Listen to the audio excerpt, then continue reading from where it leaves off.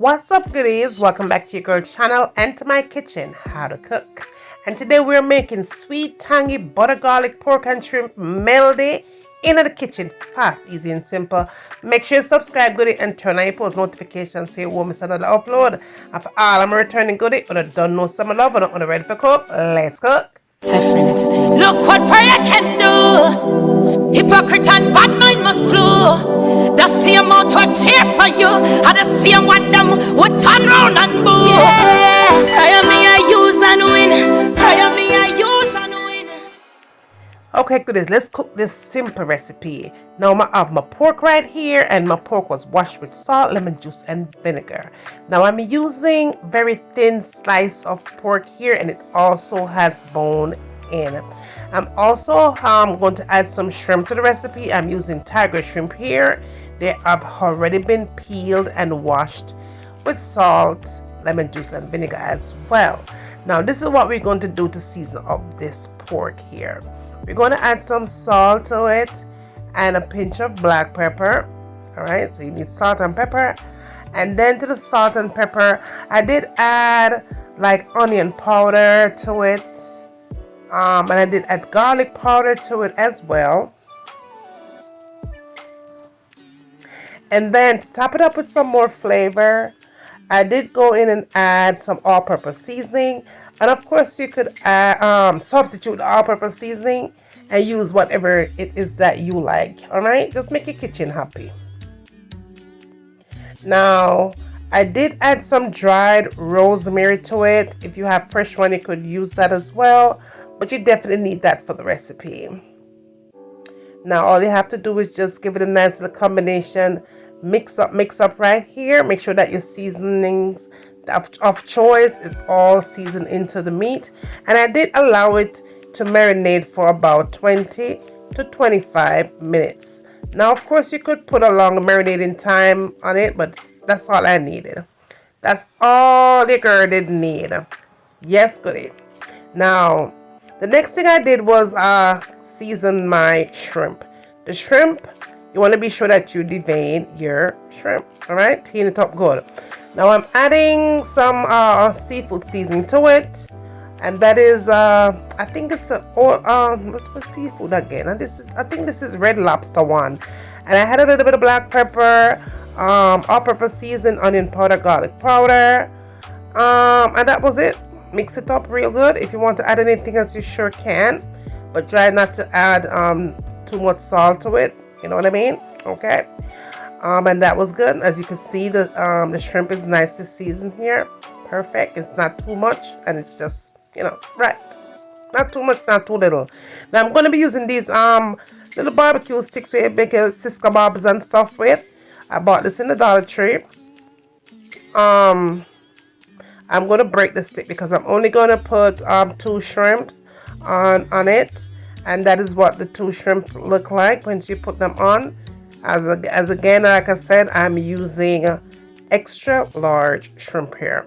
Okay. Now moving right along in this pan here, I have some oil, butter, and garlic, honey. And I'm going to allow these bad boys to bust up in a flavor. So with our fire here at a medium heat, we combine these things here. We're toasting the garlic. We're not burning the garlic here. We just have to toast them up right here, so right? Now the next thing I'm going to do here after I've combined everything nicely together, and be sure that your fire here is at a medium heat. And I'm also going to list everything that I'm using here for the recipe in the description part of this video. Now the first step is to add the shrimp into that garlic and butter and all that stuff. Be sure to do the shrimp first. Do not do the meat part first, do the shrimp first. Just be sure to follow the steps that I'm doing here. After about 3 minutes on that side, you're going to gently turn your shrimp over and let the other side cook for an additional 3 minutes, 6 minutes at the most, because you want your shrimp to be nice and soft on the inside, not overcooked. Very, very tender we're looking for here with flavor. And so then after that 3 minutes, 6 minutes total, I added some parsley to it. And yeah, it was good to go. It was good to go. We don't want to overcook these babies, all right? So all I did was cook that for 6 minutes and then take them off the heat. Now after that, this is what I did, because now it's time to cook the pork. So I went back and added about 4 tablespoons of unsalted butter to release the flavor of the shrimp that we just did, and then place the meat into all that flavor right there. Honey, let me tell you something. That flavor right there is some grilled type of thing at one right there.